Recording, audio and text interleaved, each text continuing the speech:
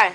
Tá gravando? Tá mais longe um pouquinho. A frase pega muitos defeitos. É que a mãe ela é muito chata e ninguém quer fazer um discurso para a Daisy. Tá bom agora? Vai, de longe, mais longe.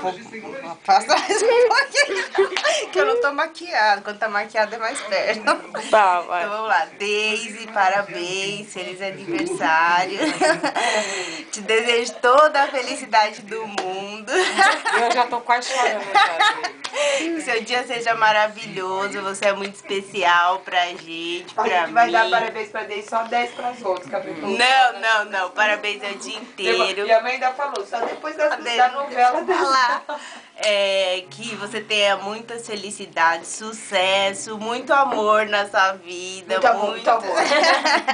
Muito amor, dinheiro, realizações. Que você aproveite muito seu dia. E é isso. Minha noite ainda nem começou. E a noite, que é uma criança. Obrigada por tudo que você faz pela gente, por mim, pela Ivone, pelo Alan, por todo mundo. O Alan é mal-humorado, ó, ele tá aqui, ó. É um mal-humorado, mas você já acostumou com esse seu tio chato. E é isso, feliz aniversário, a gente te ama. Um beijo. Mas não tá gravando não.